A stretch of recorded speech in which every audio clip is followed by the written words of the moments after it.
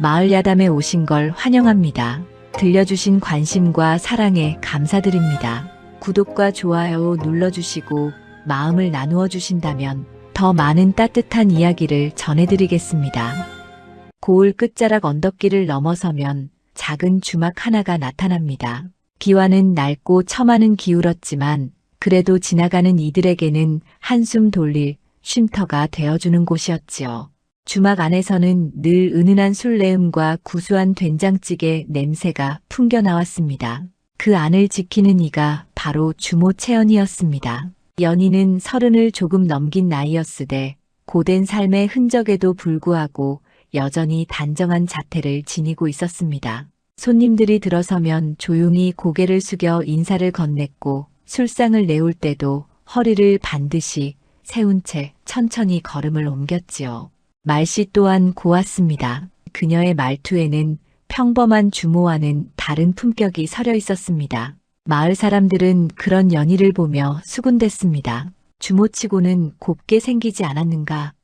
저런 몸가짐이면 양반댁 규수였을 법도 한데 말이야 하는 소리가 간혹 들려왔지만 연희는 그저 모르는 척 묵묵히 자신의 일을 할 뿐이었습니다. 과거에 대해 묻는 이가 있으면 그저 미소만 지을 뿐 입을 열지 않았지요. 그렇게 연희는 조용히 주막을 꾸려가며 하루하루를 살아갔습니다. 새벽에 일어나 아궁이에 불을 지피고 장작을 패고 물을 길어 나르는 일상이 그녀의 전부였습니다. 때론 지나가는 행인들이 무례한 말을 건네기도 했지만 연희는 그저 고개를 숙인 채 손님, 술이 과하신 듯합니다 하고 조용히 답할 뿐이었습니다. 그런 연희를 묵묵히 지켜보는 이가 하나 있었습니다. 바로 이 고을의 아전 정호담이었습니다. 호담은 본래 관아의 일을 보던 중 이 주막을 자주 드나들게 되었는데 처음에는 그저 위치가 편해서 들렀을 뿐이었습니다. 그러나 시간이 지날수록 그는 연희의 고된 속내를 조금씩 느끼게 되었지요. 어느 날 호담이 주막에 들어서니 연희가 무거운 술독을 나르고 있었습니다. 주모, 그건 제가 옮기지요 하고 호담이 다가서자 연희는 황급히 고개를 저었습니다. 아닙니다, 나으리. 제가 할 일입니다. 그녀의 목소리는 단호했지만 어딘가 떨리는 기색이 있었습니다. 호담은 그날 이후 주막에 올 때마다 은근히 연희를 살폈습니다. 그녀가 무거운 짐을 들 때면 슬쩍 도와주고 무례한 손님이 있으면 자연스레 그 사이에 끼어들어 분위기를 바꾸곤 했지요. 연희는 그런 호담의 배려를 알아차렸지만 애써 내색하지 않았습니다. 다만 그가 떠날 때면 다른 손님들보다 조금 더 깊이 고개를 숙여 인사를 건넬 뿐이었습니다. 그러던 어느 봄날이었습니다. 마을에 소문이 하나 돌기 시작했습니다. 고을의 양반댁 도련님 민경호가 최근 이 주막을 드나들기 시작했다는 것이었지요. 경호는 25의 나이로 민씨 가문의 적장자였습니다. 과거에는 낙방했지만 집안의 재산과 세력만큼은 고을에서 으뜸이었기에 늘 거드름을 피우며 다녔지요. 경호가 처음 주막에 들어선 날 연희는 여느 때처럼 정중히 인사를 올렸습니다. 어서 오십시오. 도련님. 그러나 경호는 연희를 위아래로 훑어보더니 비웃음을 흘렸습니다. 주모 주제에 제법 단정하게 구는구먼 그의 말투에는 은근한 조롱이 섞여 있었습니다. 연희는 아무 말 없이 술상을 내왔습니다. 경호는 술을 마시면서도 계속 연희를 쳐다보았지요. 그녀가 다른 손님을 대할 때의 공손함, 허리를 곧게 펴고 걷는 자세, 절제된 말씨 하나하나가 경호의 마음에 들지 않았습니다. 주모, 술 한 잔 더 가져오거라. 경호가 명령조로 말하자 연희는 조용히 예, 알겠습니다 하고 대답했습니다. 그날 이후 경호는 주막에 자주 얼굴을 비추기 시작했습니다. 처음에는 그저 술을 마시러 오는 듯 했으나 점점 그의 태도가 달라지기 시작했지요. 주모, 이리 와서 내 술잔을 받아라. 주모는 혼자 사는 게냐? 외롭지 않은가? 같은 무례한 말들이 늘어났습니다. 연희는 그럴 때마다 짧게 대답하고는 황급히 자리를 피했습니다. 하지만 경호는 집요했습니다. 어느 날은 술기운을 빌려 연희의 팔을 잡으려 하기도 했지요. 연희가 재빨리 몸을 피하자 경호는 언짢은 표정을 지었습니다. 이것이 뭐하는 짓이냐? 내가 누군 줄 알고 이리 무례하게 구는가? 그 모습을 지켜보던 호담이 더 이상 참지 못하고 일어섰습니다. 도령, 술이 과하신 듯합니다. 이만 돌아가시지요. 호담의 목소리는 차분했지만 단호했습니다. 경호는 호담을 노려보며 코웃음을 쳤습니다. 겨우 아전 주제에 나를 가르치려 드는가? 주막 안의 공기가 순식간에 차갑게 식었습니다. 다른 손님들도 숨을 죽이고 두 사람을 쳐다보았지요. 연희는 황급히 두 사람 사이에 끼어들었습니다. 날이 괜찮사옵니다. 도련님께서는 술기운에 그러시는 것이옵니다. 그녀의 목소리는 떨리고 있었습니다. 호담은 연희의 창백한 얼굴을 보고는 주먹을 쥐었다 폈습니다. 주모가 그리 말한다면야 하고 물러섰지만 그의 눈빛은 여전히 경호를 향하고 있었습니다. 경호는 비틀거리며 주막을 나섰지만 문 앞에서 한 번 더 뒤돌아보며 말했습니다. 두고 보자고. 그날 밤 연희는 홀로 주막을 정리하며 깊은 한숨을 내쉬었습니다. 과거의 기억들이 물밀듯이 밀려왔지요. 한때 자신도 큰 댁의 규수였던 시절이 있었습니다. 비단 옷을 입고 글을 읽으며 안온한 나날을 보냈던 그때가 아득하게만 느껴졌습니다. 하지만 그 모든 것이 하루아침에 무너져 내렸습니다. 아버지가 돌아가시고 친척들이 재산을 탐하여 모함을 일삼았지요. 어머니와 함께 집을 쫓겨난 연희는 이곳저곳을 떠돌다 이 고을까지 흘러들어왔습니다. 어머니마저 병으로 세상을 떠난 뒤 연희는 이 주막을 얻어 근근히 살아가고 있었습니다. 그저 조용히 살고 싶을 뿐인데 연희는 속으로 중얼거렸습니다. 과거를 들킬까 두려워 늘 고개를 숙이고 조심스레 살아왔는데 이제는 그마저도 허락되지 않는 것 같았습니다. 경호 같은 자들 때문에 또다시 평온이 흔들리고 있었지요. 다음 날 아침 호담이 주막을 찾아왔습니다. 주모, 어젯밤 일은 괜찮았소? 그의 목소리에는 진심 어린 걱정이 묻어 있었습니다. 연희는 조용히 고개를 끄덕였습니다. 예, 날이 괜찮사옵니다. 하지만 그녀의 눈가에는 지친 기색이 역력했습니다. 호담은 잠시 망설이다가 입을 열었습니다. 주모, 혹여 어려운 일이 있거든 제게 말씀하시오. 제가 힘닿는 대로 돕겠소. 연희는 그제야 조금 편안한 표정을 지었습니다. 고맙습니다. 나리 같은 분이 계셔서 제가 이 주막을 이어갈 수 있사옵니다. 그렇게 봄날은 지나가고 있었습니다.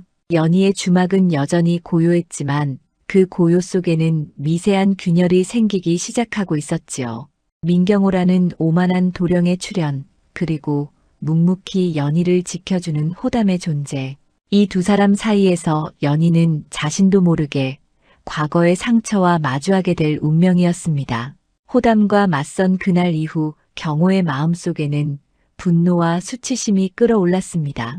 자신의 처소로 돌아온 경호는 밤새도록 술을 마시며 이를 갈았지요. 겨우 아전놈에게 망신을 당하다니 그는 벽을 주먹으로 내리쳤습니다. 경호가 분한 것은 호담에게 당한 수모만이 아니었습니다. 무엇보다 그를 화나게 한 것은 연희의 태도였지요. 다른 여인들은 양반 도령이 관심을 보이면 기뻐하며 눈웃음을 치는데 저 주모는 공손하게 비위를 맞추지 않았습니다. 주모 주제에 고개를 들고 말투가 단정하다니 경호는 씁쓸하게 중얼거렸습니다. 경호의 눈에 연희의 절제된 몸가짐과 품이 있는 말씨는 자신을 무시하는 교만으로 보였습니다. 천한 신분이 양반인 자신 앞에서 감히 거리를 두다니 그것은 용납할 수 없는 일이었지요.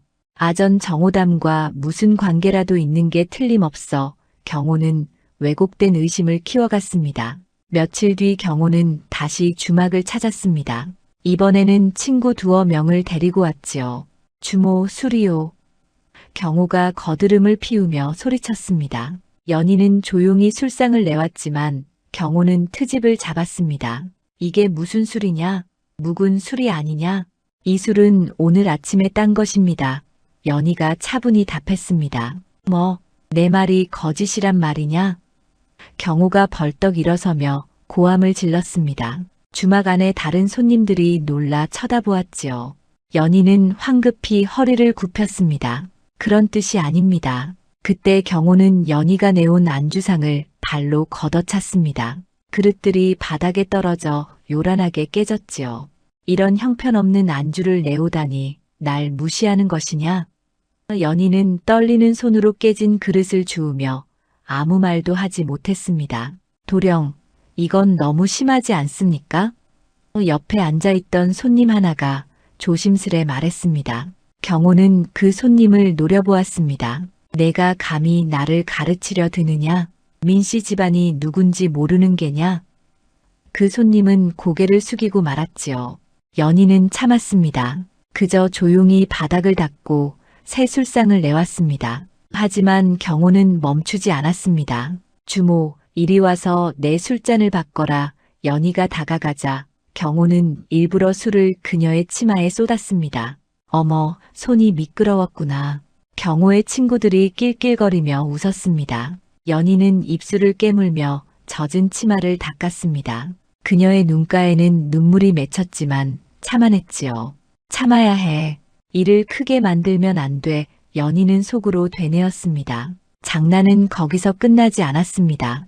경호는 술 기운을 빌려 점점 더 무례하게 굴었습니다. 연희가 지나갈 때마다 일부러 발을 뻗어 길을 막았고 술을 따를 때면 그녀의 손을 슬쩍 건드리려 했지요. 주모 손이 참 고우이. 주막 일이나 하기에는 아까운 손이로구나. 연희는 재빨리 손을 거두며 뒷걸음질 쳤습니다. 경호는 그런 그녀를 보며 비웃었습니다. 왜 그리 피하느냐? 내가 무섭더냐? 손님들이 기다립니다. 연희는 가까스로 대답하고는 황급히 자리를 피했습니다. 저녁 무렵이 되어서야 경호 일행이 주막을 떠났습니다. 경호는 나가면서 연희에게 마지막으로 한마디를 던졌지요. 주모, 내일도 오마. 술맛이 좋으니 매일 와야겠구나. 그의 말에는 협박이 담겨 있었습니다. 경호 일행이 떠나자 주막은 다시 조용해졌습니다. 연희는 바닥에 흩어진 그릇 조각들을 주우며 긴 한숨을 내쉬었습니다. 그날 저녁 마지막 손님을 보내고 나서야 연희는 주저앉아 울음을 터뜨렸지요. 과거의 기억이 물밀듯이 밀려왔습니다. 한때 자신도 양반댁 교수였을 때가 있었습니다. 그때도 이렇게 무례한 이들에게 시달린 적이 있었지요. 친척들의 모함, 재산을 빼앗으려는 탐욕스러운 눈빛들, 그 모든 것이 지금의 경우와 겹쳐 보였습니다. 또다시 이런 일을 겪어야 하는구나. 연희는 눈물을 닦으며 생각했습니다. 그러나 어쩔 수 없었습니다. 이곳을 떠날 곳도 없었고 민씨 집안의 세도에 맞설 힘도 없었지요. 그저 이 시간이 지나가기를, 경호가 실증을 내고 그만 찾아오기를 바랄 뿐이었습니다. 다음 날 해가 중천에 떴을 때 호담이 주막을 찾아왔습니다. 그는 연희의 부은 눈과 지친 얼굴을 보고는 무슨 일이 있었는지 짐작했습니다. 주모, 어제 무슨 일이 있었소? 호담이 조심스레 물었습니다. 아무 일도 없었습니다. 날이 연희는 고개를 저었습니다. 하지만 호담은 주막 구석에 남아있는 깨진 그릇 조각을 보았습니다. 민도련이 또 왔었구려. 호담의 목소리가 낮아졌습니다. 연희는 대답하지 않았습니다. 그저 차를 따라 호담 앞에 내놓을 뿐이었지요. 호담은 연희의 떨리는 손을 보며 주먹을 쥐었습니다. 주모, 이러다간 큰일이 생기겠소. 관아에 고하는 것이 어떻겠소? 안 됩니다. 나리 연희가 단호하게 말했습니다. 민씨 집안의 세도를 나리께서도 아시지 않습니까? 고했다가는 저만 더 큰 화를 입을 것입니다. 호담은 할 말을 잃었습니다. 연희의 말이 옳았기 때문입니다. 그날 밤 경호는 다시 주막에 나타났습니다. 그리고 그 다음 날도 또 그 다음 날도 계속 찾아왔지요. 마치 주막을 자신의 집처럼 여기며 연희를 괴롭히는 것이 낙이 된 듯 했습니다. 호담은 최대한 자주 주막을 찾아 연희를 지켜주려 했지만 그가 없는 틈을 노려 경호는 더욱 대담하게 굴었습니다. 경호의 괴롭힘이 계속되던 어느 날 그는 문득 깨달았습니다. 아무리 주막에서 행패를 부려도 연희는 굴하지 않았고 호담은 여전히 그녀를 지켜주고 있었지요. 이래서는 안 되겠어. 경호는 생각했습니다. 전연을 제대로 무너뜨리려면 다른 방법이 필요해. 경호는 자신의 체면을 살리고 연희를 완전히 짓누를 방법을 궁리했습니다. 그러다 떠오른 것이 바로 소문이었지요. 이 고을에서 한번 나쁜 소문이 돌면 그 사람의 삶은 끝장이 나는 법이었습니다. 특히 여인에 대한 소문은 더욱 그러했지요. 경호는 주막 근처에 주모 하나를 불렀습니다. 그 주모는 말이 많기로 소문난 여인이었지요. 여보게, 이 돈을 받고 내 말을 마을에 퍼뜨려주게. 경호가 은자 몇 냥을 건네며 말했습니다. 무슨 말씀을 퍼뜨리라는 것입니까? 주모가 돈을 받아들며 물었습니다. 저 채연이란 주모 말일세. 전연이 본래 양반댁 첩살이를 하다가 주인에게 버림받고 도망쳐 나온 것이라고 말하게 경호의 눈빛이 차갑게 빛났습니다.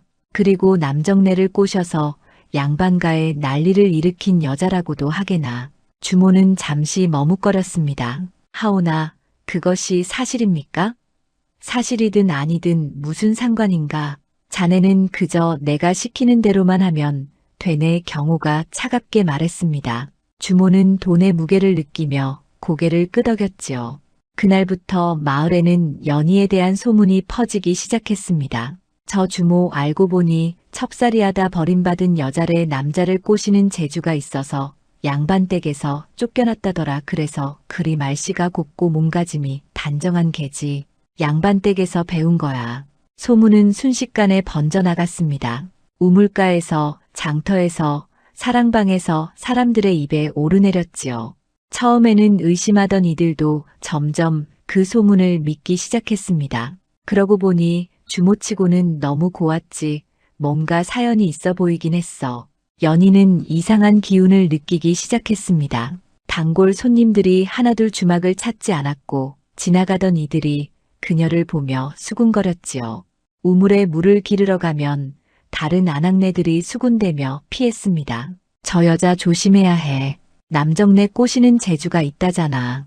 처음에 연희는 무슨 일인지 몰랐습니다. 하지만 며칠 뒤 한 할멈이 조심스럽게 알려주었지요. 주모, 마을에 안 좋은 소문이 돌고 있으니 조심하시게. 무슨 소문입니까? 연희가 물었습니다. 할멈은 차마 입에 담기 어렵다는 듯 고개를 저었습니다. 연희는 장터에 나가 직접 들었습니다. 사람들이 자신을 보며 나누는 수군거림을 말입니다. 첩살이를 했다는 소문, 남자를 꼬셨다는 소문, 양반댁에서 난리를 일으켰다는 소문. 그 모든 것이 거짓이었지만 이미 사람들의 입에 오르내리고 있었지요. 연희는 치가 떨렸습니다. 이것이 누구의 짓인지 알 수 있었습니다. 경호였지요. 그가 자신을 이렇게까지 짓밟으려 한다니 말입니다. 하지만 연희는 아무 말도 할 수 없었습니다. 소문을 부인하면 오히려 더 의심을 받을 것이고 진실을 밝히려 해도 누가 천한 주모의 말을 믿겠습니까? 주막은 날로 한산해졌습니다. 단골 손님들도 발길을 끊었고 새로운 손님도 오지 않았지요. 가끔 오는 손님들은 연희를 보는 눈빛이 달랐습니다. 의심과 경멸이 섞인 시선으로 그녀를 훑어보았습니다. 어느 날 저녁 한 손님이 술을 마시다가 연희에게 추궁거렸습니다. 주모, 소문 들었소. 남정네 상대하는 것이 익숙하다지. 그럼 나하고도 한번. 연희는 얼굴이 하얗게 질려 물러섰습니다. 손님, 나가주십시오. 왜 그러시오? 다른 양반들한테는 잘해주고 나만 푸대접하시오? 손님이 비죽이 웃으며 연희의 팔을 잡으려 했습니다. 연희는 비명을 지르려는 순간 문이 벌컥 열렸습니다. 호담이었지요. 당장 손을 떼시오.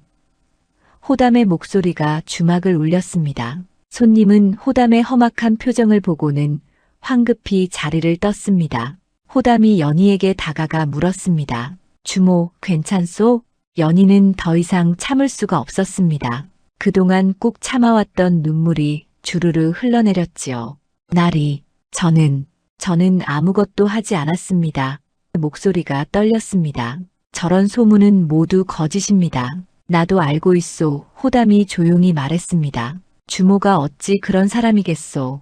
누군가 악의적으로 소문을 퍼뜨린 것이 분명하오. 연희는 고개를 숙였습니다. 하오나 이미 온 마을에 소문이 퍼졌습니다. 이제는 어찌할 도리가 없습니다. 호담은 주먹을 불끈 쥐었습니다. 민경호의 짓이 분명했습니다. 그자가 자신의 오만한 자존심을 지키기 위해 연희를 이렇게 짓밟고 있었던 것이지요. 주모, 이대로 두면 안 돼요. 관아에 고하여 소문을 퍼뜨린 자를 찾아내야 하오. 소용없습니다. 연희가 쓸쓸히 웃었습니다. 민씨 집안의 돌연히 한 짓인데 누가 증거를 대겠습니까? 오히려 제가 더 큰 화를 입을 뿐입니다. 호담은 할 말을 잃었습니다. 연희의 말이 옳았기 때문입니다.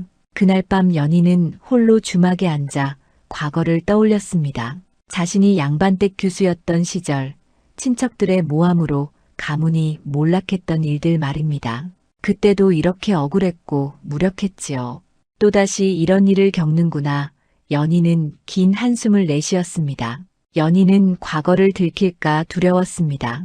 만약 자신이 정말로 양반가 출신이라는 것이 밝혀지면 어찌 될까요? 친척들이 찾아와 또다시 해를 끼칠지도 모릅니다. 아니면 거짓 소문이 진짜처럼 변해버릴 수도 있었지요. 그래서 연희는 아무 말도 하지 못했습니다. 그저 조용히 참고 견딜 뿐이었습니다. 소문이 온 마을을 뒤덮고 있을 무렵 민씨 가문의 장녀 미나리는 우연히 연희를 목격하게 되었습니다. 아리는 경호의 누이로 28배 나이였지만 아직 혼인을 하지 않았지요.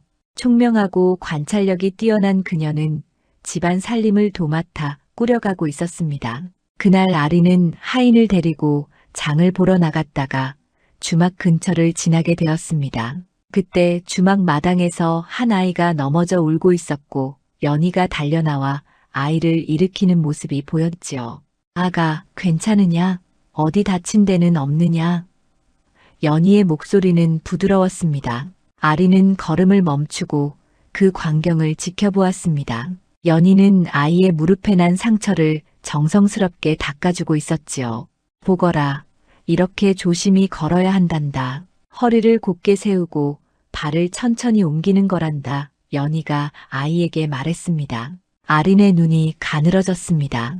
연희의 말투와 몸가짐에서 뭔가 범상치 않은 것이 느껴졌던 것입니다. 평범한 주모가 아이에게 예절을 가르치는 모습이 아니었지요. 마치 규중의 어른이 아이를 가르치는 듯한 품격이 묻어났습니다. 저 여인이 소문의 주인공인가? 아린이 옆에 선 하인에게 조용히 물었습니다.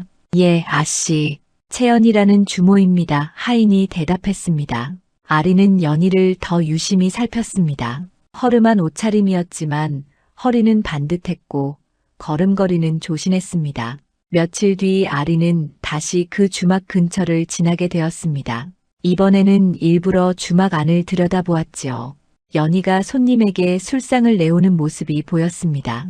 고개를 공손히 숙이고 두 손으로 술잔을 받쳐들고 뒷걸음질로 물러나는 모습. 그것은 평민 주모의 품이 아니었습니다. 저 여인은 누구인가 아리는 궁금증이 일었습니다. 마을에 도는 소문은 연희가 첩살이를 하다 버림받았다고 했지만 아린의 눈에는 그렇게 보이지 않았지요. 오히려 양반가의 규수가 어쩌다 주모가 된 것처럼 보였습니다. 아린은 집으로 돌아와 경호를 불렀습니다. 그 주모에 대한 소문이 내가 퍼뜨린 것이냐? 아린의 목소리는 차분했지만 날카로웠습니다. 경호는 잠시 당황했지만 곧 태연한 척했습니다. 누님, 무슨 말씀을 하시는 겁니까? 속이지 마라. 내 성정을 내가 모르는 줄 아느냐? 아린이 단호하게 말했습니다. 경호는 더 이상 부인하지 못했습니다. 그 주모년이 저를 무시했습니다. 주제도 모르고 거드름을 피우기에 혼 좀 내주려 한 것뿐입니다. 혼을 낸다는 것이 거짓 소문을 퍼뜨리는 것이냐? 아린의 눈빛이 차가워졌습니다. 누님, 겨우 천한 주모 하나 때문에 그리 화를 내십니까? 경호가 불만스레 말했습니다. 아린은 한숨을 내쉬었습니다. 동생아, 내가 본 것이 전부가 아니다. 아린이 조용히 말했습니다. 나는 저 주모를 보았는데 저 여인은 범상치 않더라. 혹 상처된 사연이 있는 것은 아닐까? 경호는 코웃음을 쳤습니다. 사연이 있으면 뭐합니까? 지금은 천한 주모일 뿐인데요. 아리는 더 이상 동생과 말을 섞고 싶지 않았습니다. 경호는 자신의 체면만 생각할 뿐 다른 이의 처지는 헤아리지 못하는 사람이었지요.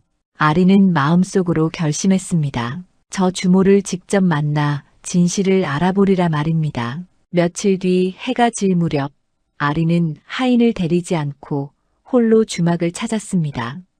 주막은 한산했고 연희는 홀로 마당을 쓸고 있었지요. 주모 아린이 조용히 불렀습니다. 연희가 고개를 들었다가 깜짝 놀라 허리를 굽혔습니다. 아씨, 어찌 이런 곳에 오셨습니까? 연희의 목소리가 떨렸습니다. 민씨 집안의 장녀가 주막에 오다니 무슨 일이 생긴 것이 분명했습니다. 들어가서 이야기를 나누고 싶구나 아린이 말했습니다. 두 사람은 주막 안으로 들어갔습니다. 아린은 연희를 마주보고 앉았습니다. 한참을 침묵이 흐른 뒤 아린이 입을 열었습니다. 주모, 혹 상처된 사연이 있는 것이냐? 연희는 대답하지 못하고 고개만 숙였습니다. 괜찮다. 말하기 싫으면 말하지 않아도 좋다. 아린이 부드럽게 말했습니다. 다만 내가 본 바로는 그대가 평범한 주모는 아닌 것 같구나. 말씨며 몸가짐이 예사롭지 않더라. 연희의 눈시울이 붉어졌습니다. 아씨께서는 어찌 그리 아십니까? 연희가 떨리는 목소리로 물었습니다. 눈으로 보이는 것이 전부가 아니지 않느냐. 아린이 답했습니다. 나는 사람을 볼 줄 안다. 그대에게는 깊은 슬픔이 서려 있고 그 슬픔은 억울함에서 비롯된 것 같더라. 연희는 더 이상 참을 수 없었습니다. 그동안 아무에게도 털어놓지 못했던 마음이 무너져 내렸지요. 저는 연희의 목소리가 흐느끼기 시작했습니다. 저도 한때는 양반댁 교수였습니다. 아리는 놀라지 않았습니다. 이미 짐작하고 있었던 일이었지요. 그렇구나. 그래서 그리 품이 곱구나. 아린이 조용히 말했습니다. 무슨 일로 이곳까지 오게 되었느냐? 연희는 천천히 자신의 사연을 풀어놓기 시작했습니다. 제 아버지께서 돌아가신 뒤 친척들이 재산을 탐하여 어머니와 저를 내쫓았습니다. 연희가 눈물을 닦으며 말했습니다. 어머니마저 병으로 세상을 떠나시고 저는 이곳까지 떠돌아오게 되었습니다. 아린은 연희의 손을 꼭 잡았습니다. 얼마나 힘들었겠느냐. 아린의 목소리에는 진심 어린 연민이 담겨 있었습니다. 그런데 이제 또다시 억울한 소문에 시달리는구나. 연희는 고개를 끄덕였습니다. 아씨, 도령께서 그 소문을 퍼뜨리신 것입니다. 연희가 조심스럽게 말했습니다. 아린의 얼굴이 굳어졌습니다. 내 짐작은 하고 있었다. 우리 동생이 그런 짓을 했구나.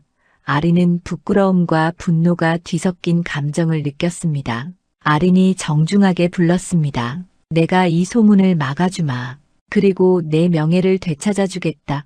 연희는 믿을 수 없다는 표정으로 아린을 바라보았습니다. 민씨 집안의 장녀가 자신을 도와주겠다니 말입니다. 아린과의 만남 이후 며칠이 지났습니다. 연희는 마음 한편으로는 희망을 품었지만 다른 한편으로는 두려웠지요. 민씨 집안의 장녀가 자신을 도와주겠다 했지만 그것이 정말 가능한 일일까요? 오히려 더 큰 화를 불러오는 것은 아닐까 걱정이 되었습니다. 그러던 어느 날 오후 마을의 촌로 배상구가 주막을 찾아왔습니다. 배상구는 이 고을에서 가장 나이 많은 어른으로 마을의 크고 작은 일들을 모두 기억하는 이였지요. 주모, 잠시 이야기 좀 나눌 수 있겠는가? 배상구가 조심스럽게 물었습니다. 그러십시오. 어르신 연희가 차를 내오며 대답했습니다. 배상구는 차를 한 모금 마신 뒤 천천히 입을 열었습니다. 그대 어머니 성함이 무엇이었는가? 연희는 놀라 배상구를 쳐다보았습니다. 어찌 그것을 물으십니까? 요 며칠 곰곰이 생각해보니 옛일이 떠올라서 말인의 배상구가 말했습니다. 한 10여 년 전쯤이었나. 이 고을의 한 부인이 딸아이를 데리고 떠돌아온 적이 있었지. 그때 그 부인이 내게 문서 하나를 맡긴 적이 있다네. 연희의 가슴이 두근거렸습니다. 어머니께서 어르신께 무엇을 맡기셨다는 말씀이십니까? 그때는 무슨 문서인지 몰랐네. 그저 급한 사정이 있으니 잘 보관해달라기에 받아두었지 배상구가 고개를 끄덕였습니다. 그런데 며칠 전 주모를 보니 그 부인의 얼굴이 겹쳐 보이더군. 혹시나 싶어 문서를 다시 꺼내보니 채씨 집안의 문서더라. 배상구의 말에 연희는 눈물이 핑 돌았습니다. 그것이 정녕 저희 집안의 것입니까? 그러하네. 내일 가져다 주마. 배상구가 일어서며 말했습니다. 그 문서가 주모에게 도움이 되었으면 좋겠구먼. 배상구가 떠나고 연희는 한참을 멍하니 앉아 있었습니다. 어머니께서 남기신 문서라니 그 안에는 무엇이 적혀 있을까요? 다음 날 저녁 배상구가 봉한 문서를 가져왔습니다. 연희는 떨리는 손으로 문서를 받아들었지요. 고맙습니다. 어르신. 연희가 허리를 깊이 숙였습니다. 배상구가 떠나고 연희는 혼자 문서를 펼쳤습니다. 문서를 읽어 내려가던 연희의 얼굴이 점점 창백해졌습니다. 그 안에는 채씨 가문이 어떻게 몰락했는지, 누가 재산을 빼앗아 갔는지가 상세히 적혀 있었습니다. 그런데 놀라운 것은 그 문서 끝에 적힌 이름이었지요. 민씨 집안의 일가였던 것입니다. 연희의 손이 부들부들 떨렸습니다. 민씨 집안의 어른이 자신의 가문을 무너뜨리는데 관여했다니 말입니다. 그리고 지금 자신을 괴롭히는 경호는 바로 그 집안의 자손이었습니다. 이것이 인연인가 아니면 운명인가. 연희는 쓸쓸히 웃었습니다. 그날 밤 연희는 잠을 이룰 수 없었습니다. 문서를 어찌해야 할지 고민이 되었지요. 이것을 세상에 드러내면 민씨 집안에 큰 파장이 일어날 것입니다. 하지만 그렇게 하지 않으면 자신의 억울함은 영원히 풀리지 않을 터였습니다. 며칠 뒤 아린이 다시 주막을 찾아왔습니다. 그녀는 혼자 왔고 얼굴에는 결연한 빛이 서려 있었지요. 내가 마을 사람들에게 진실을 알리려 한다. 아린이 말했습니다. 내가 결코 소문처럼 그런 사람이 아니라고 말이다. 연희는 품 안에서 문서를 꺼내 아린에게 내밀었습니다. 아씨, 이것을 먼저 보십시오. 아린은 문서를 받아들고 천천히 읽어 내려갔습니다. 그녀의 얼굴이 점점 굳어졌지요. 이것이 정녕 진짜인가? 어머니께서 돌아가시기 전 마을 어른께 맡긴 것입니다. 연희가 조용히 대답했습니다. 아린은 문서를 다 읽고 나서 한참을 말이 없었습니다. 자신의 집안이 남의 가문을 무너뜨리는 데 관여했다는 사실이 충격이었던 것이지요. 미안하다. 아린이 떨리는 목소리로 말했습니다. 우리 집안이 내게 이런 짓을 했구나. 연희는 고개를 저었습니다. 아씨의 잘못이 아닙니다. 아씨께서는 그때 어린아이였을 것입니다. 하나 이제는 바로 잡아야겠구나. 아린이 결심에 찬 목소리로 말했습니다. 이 문서를 관아에 제출하여 진실을 밝히겠다. 연희는 놀라 아린을 붙잡았습니다. 아씨, 그러시면 안 됩니다. 아씨의 집안이 위태로워질 것입니다. 그것이 옳은 일이다. 아린이 단호하게 말했습니다. 잘못된 것은 바로 잡아야 한다. 그것이 양반의 도리가 아니겠느냐. 연희는 아린의 손을 꼭 잡았습니다. 이토록 의로운 사람이 있다니 믿기지 않았습니다. 그 무렵 주막 밖에서는 경호가 친구 며칠 데리고 나타났습니다. 술에 취한 경호는 더욱 거칠어져 있었지요. 주모, 술을 내오너라. 경호가 고함을 질렀습니다. 아린은 얼굴을 굳히며 밖으로 나갔습니다. 내가 여기서 무엇을 하느냐? 아린이 차갑게 물었습니다. 경호는 누님을 보고 깜짝 놀랐습니다. 누님, 어찌 이런 곳에 계십니까? 내가 한 짓을 알고 있다. 아린이 말했습니다. 거짓 소문을 퍼뜨리고 무고한 여인을 괴롭힌 것을 말이다. 경호는 순간 당황했지만 곧 대들었습니다. 그게 무슨 상관입니까? 천한 주모 하나쯤이야 천하다고. 그 여인은 양반댁 교수였느니라. 아린의 목소리가 높아졌습니다. 주변에 있던 사람들이 수군거리기 시작했습니다. 그리고 더 중요한 것은 아린이 품에서 문서를 꺼내들었습니다. 우리 집안이 저 여인의 가문을 무너뜨리는 데 관여했다는 것이다. 경호의 얼굴이 하얗게 질렸습니다. 그것이 무슨 말씀입니까? 바로 그때 호담이 달려왔습니다. 주막에 소란이 일어났다는 소식을 듣고 온 것이지요. 무슨 일이십니까? 호담이 물었습니다. 아린은 호담에게도 상황을 설명했습니다. 호담은 문서를 보고 경악했습니다. 이것이 사실이라면 관아에 고해야 합니다. 호담이 단호하게 말했습니다. 경호는 패닉에 빠졌습니다. 안 됩니다. 그러면 우리 집안보다 정의가 먼저다. 아린이 차갑게 말했습니다. 그날 밤 경호는 술에 더욱 취해 주막 근처를 배회했습니다. 자신의 집안이 무너질지도 모른다는 공포와 연희에 대한 분노가 뒤섞여 있었지요. 다 저 주모년 때문이야. 경호는 중얼거렸습니다. 그의 눈빛에는 위험한 광기가 서려 있었습니다. 다음 날 새벽 아린은 문서를 품에 품고 관아로 향했습니다. 호담도 함께 동행했지요. 두 사람은 사또를 아련하고 문서를 올렸습니다. 원님, 이 문서를 보시옵소서. 아린이 공손히 말했습니다. 사또는 문서를 펼쳐 읽기 시작했습니다. 그의 얼굴이 점점 굳어졌지요. 이것이 정녕 진짜인가? 사또가 신중하게 물었습니다. 예, 채씨 집안의 부인께서 돌아가시기 전 마을 어른께 맡긴 것입니다. 호담이 대답했습니다. 그렇다면 이는 중대한 일이로구나. 사또가 말했습니다. 민씨 집안의 일가가 남의 재산을 부정하게 빼앗았다는 증거가 아니냐. 아린은 고개를 숙였습니다. 자신의 집안 일이었지만 잘못된 것은 바로 잡아야 했습니다. 원님, 저는 민씨 집안의 딸이옵니다만 아린이 떨리는 목소리로 말했습니다. 잘못된 것은 바로 잡아야 한다고 생각합니다. 비록 우리 집안의 일가가 저지른 일이라 해도 정의는 세워져야 하지 않겠습니까? 사또는 아린을 물끄러미 바라보았습니다. 자신의 집안을 고발하는 용기가 예사롭지 않았지요. 그대의 의로움에 감복하였소. 사또가 말했습니다. 내 이 문서를 조사하여 진실을 밝히도록 하겠소.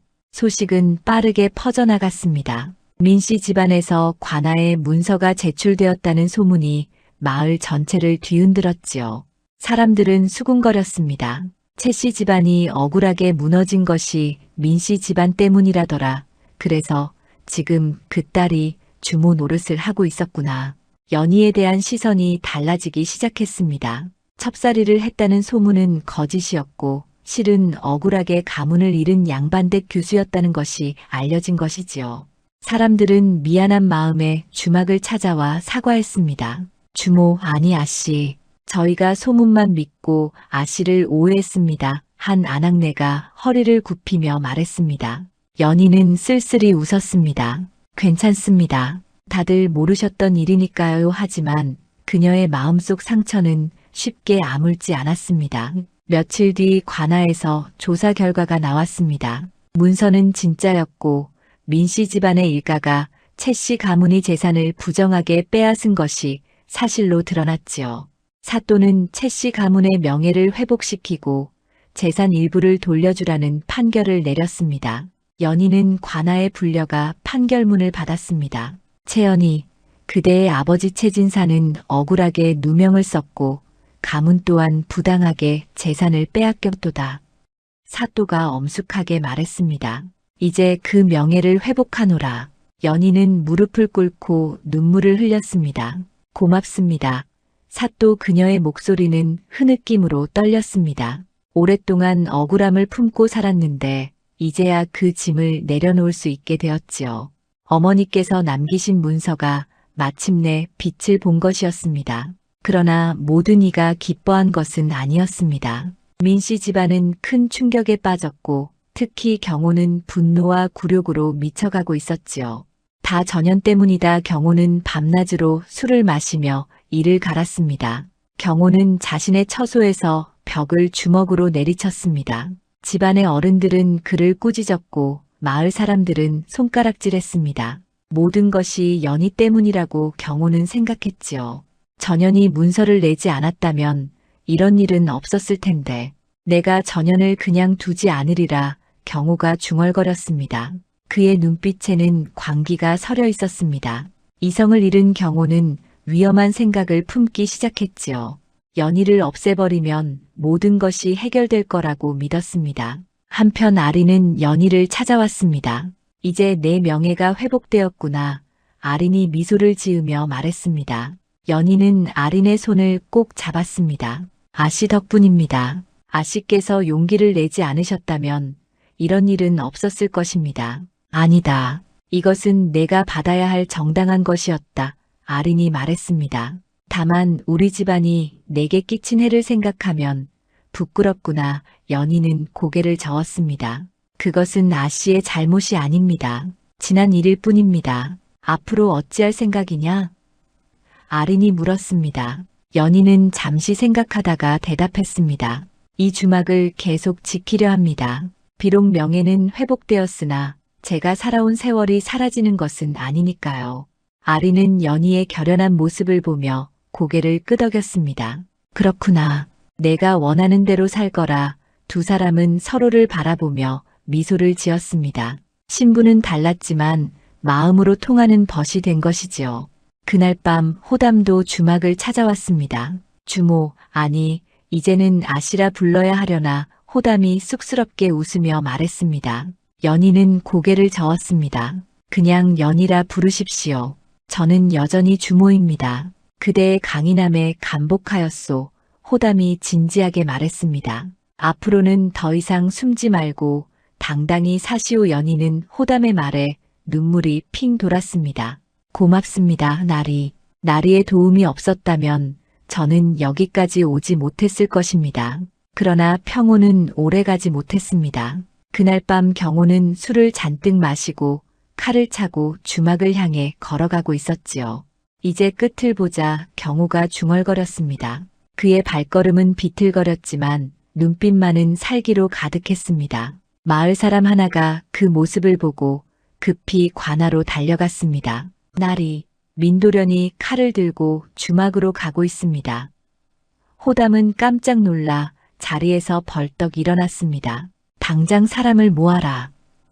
호담이 외쳤습니다. 아린도 이 소식을 듣고 급히 주막으로 향했습니다. 동생이 돌이킬 수 없는 일을 저지를까 두려웠던 것이지요. 밤거리에는 긴박한 기운이 흘렀습니다. 연희를 둘러싼 모든 이들이 주막을 향해 달려가고 있었습니다.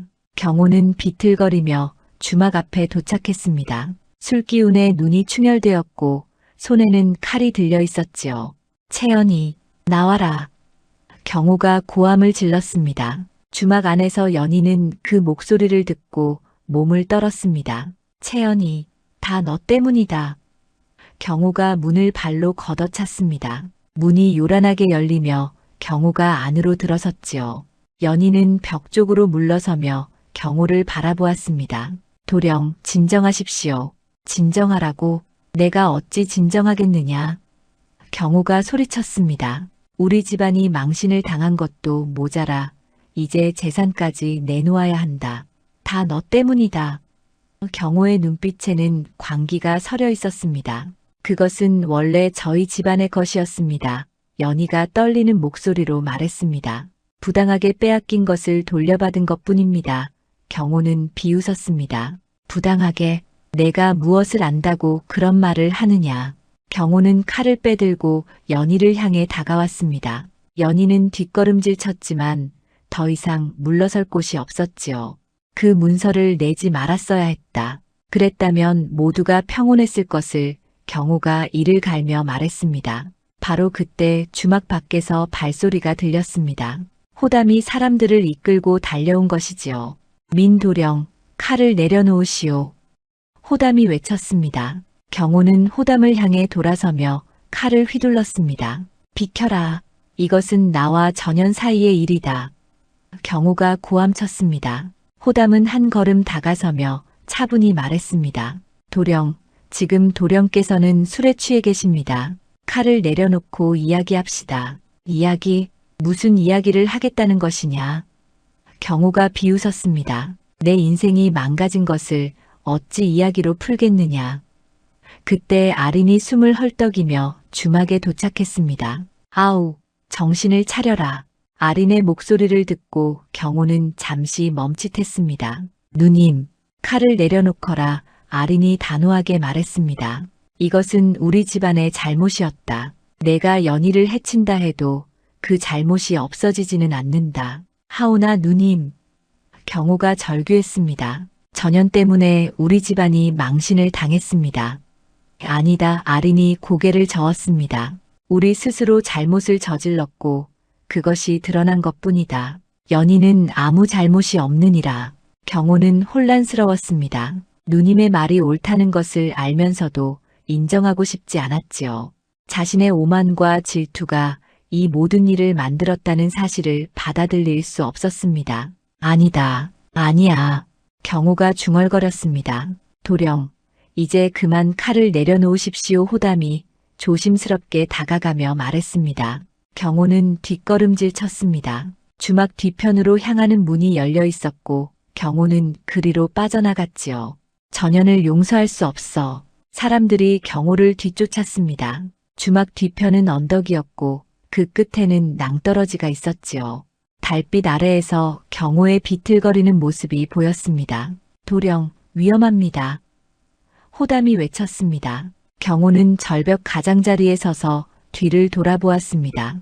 연희와 아린, 호담 그리고 마을 사람들이 그를 바라보고 있었지요. 다들 나를 보는구나. 경호가 쓸쓸히 웃었습니다. 망신당한 양반 도련을 말이다. 동생아, 제발 이리 오너라. 아린이 손을 내밀며 애원했습니다. 하지만 경호는 고개를 저었습니다. 누님 미안합니다. 저는 제 자존심 때문에 모든 것을 망쳤습니다. 경호의 목소리에는 후회가 묻어났습니다. 그러니 이제라도 돌아오거라. 아린이 눈물을 흘리며 말했습니다. 경호는 잠시 망설였습니다. 하지만 그때 술기운과 혼란 속에서 발을 헛디뎠지요. 경호의 몸이 뒤로 기울었습니다. 아린이 비명을 질렀습니다.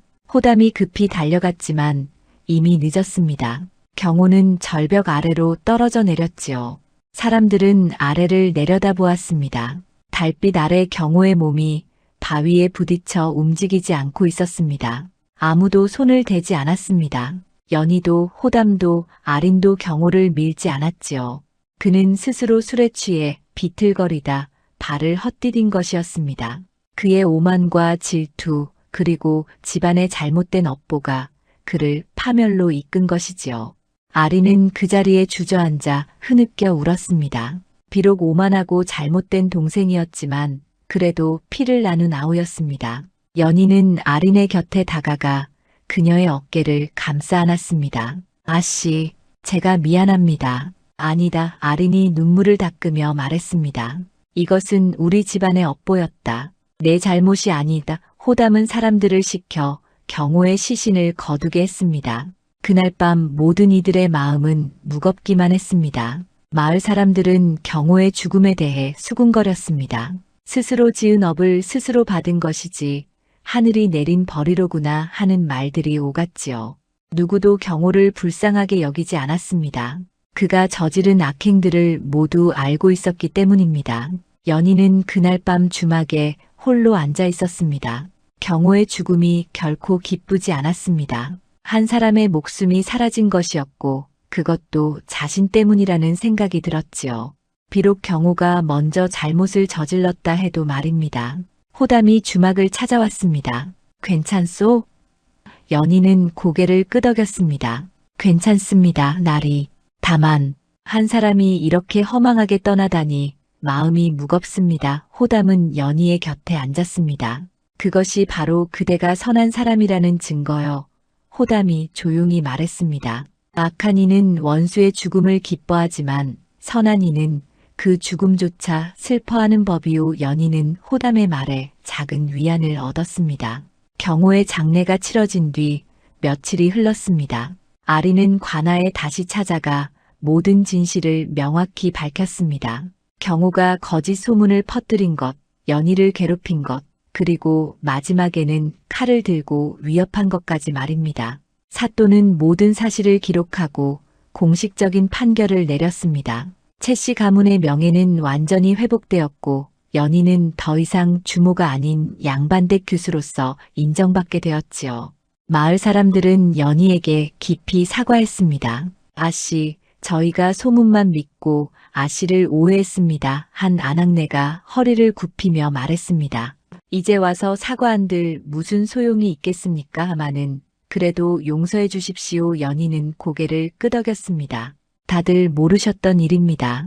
괜찮습니다. 그러나 아린은 그것만으로는 부족하다고 생각했습니다. 어느 날 아린이 주막을 찾아왔습니다. 연희, 우리 집으로 가자. 아린이 말했습니다. 내가 마땅히 누려야 할 삶을 살 수 있도록 내가 도와주겠다. 연희는 고개를 저었습니다. 고맙지만 아씨, 저는 괜찮습니다. 무엇이 괜찮다는 말이냐? 아린이 물었습니다. 내 명예가 회복되었으니 이제 다시 양반으로 살 수 있지 않느냐? 연희는 잠시 침묵하다가 입을 열었습니다. 아씨, 명예가 돌아왔다 하여도 제가 살아온 세월이 사라지는 것은 아닙니다. 연희가 조용히 말했습니다. 저는 이 주막에서 많은 것을 배웠고 이곳이 이제는 제 삶의 터전입니다.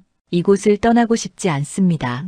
아린은 연희의 단호한 표정을 보며 고개를 끄덕였습니다. 그렇구나. 내 뜻을 존중하마. 아린이 말했습니다. 하지만 언제든 도움이 필요하면 나를 찾거라. 우리는 이제 벗이 아니냐. 연희는 아린의 손을 잡으며 미소를 지었습니다. 그날 저녁 호담이 주막을 찾아왔습니다. 평소와 다르게 단정한 옷차림이었고 손에는 작은 보따리를 들고 있었지요. 낭자 호담이 조심스럽게 불렀습니다. 연희는 차를 내오며 자리를 권했습니다. 날이 무슨 일로 오셨습니까? 연희가 물었습니다. 호담은 잠시 망설이다가 입을 열었습니다. 그동안 내 마음을 제대로 전하지 못했소. 연희는 호담을 조용히 바라보았습니다. 처음 주막에 왔을 때부터 나는 그대가 범상치 않다는 것을 알았소. 호담이 말했습니다. 그대의 고된 처지를 보며 마음이 아팠고 그대를 지키고 싶었소. 연희의 눈가가 촉촉해졌습니다. 이제는 숨지 말고 사십시오. 호담이 진지하게 말했습니다. 연희의 길을 제가 함께 지키겠습니다.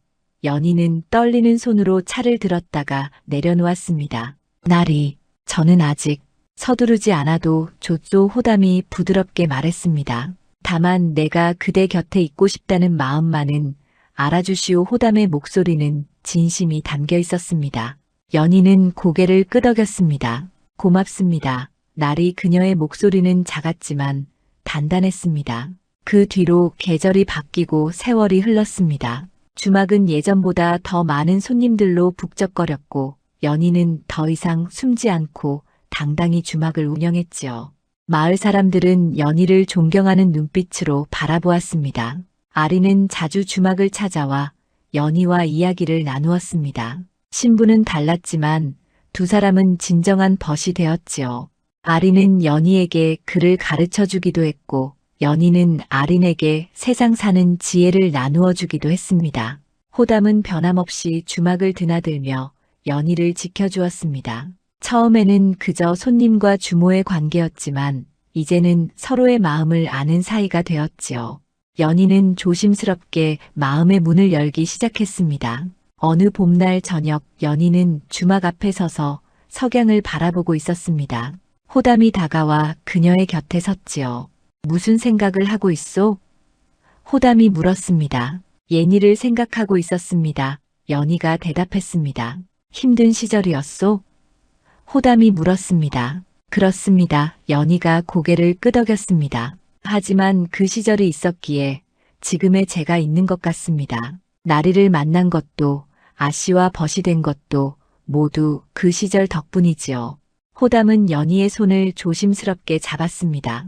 연희는 손을 빼지 않았습니다.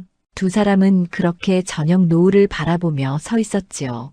말없이도 서로의 마음이 통하는 순간이었습니다. 마을 사람들은 훗날까지 이 이야기를 전했습니다. 악한 인연은 스스로 무너지고 선한 인연은 언젠가 반드시 돌아온다네. 그 주모 아씨는 끝까지 의로움을 잃지 않았고 그래서 좋은 이들을 만났지. 연희의 주막은 이 고을에서 가장 따뜻한 곳이 되었습니다. 억울한 일을 당한 이들이 찾아오면 연희는 그들의 이야기를 들어주었고 힘없는 이들이 오면 따뜻한 밥 한 끼를 나누어 주었지요. 그녀는 자신이 겪은 아픔을 남에게 베푸는 힘으로 바꾸었습니다. 호담은 그런 연희를 묵묵히 지켜보며 도왔습니다. 둘 사이의 정은 점점 깊어져 갔고 마을 사람들은 언젠가 두 사람이 인연을 맺을 것이라 믿었지요. 아린도 두 사람을 보며 흐뭇해했습니다. 고을 바람은 다시 잔잔해졌습니다. 한때 거센 파도처럼 몰아쳤던 시련들은 모두 지나갔고 이제는 평온한 일상이 찾아왔지요. 연희는 더 이상 과거를 숨기지 않았고 미래를 두려워하지도 않았습니다. 그저 하루하루를 성실히 살아가며 곁에 있는 소중한 이들과 함께하는 것. 그것이 연희가 찾은 진정한 행복이었습니다. 악한 인연은 스스로 무너졌고 선한 인연은 결국 그녀에게 돌아왔던 것입니다.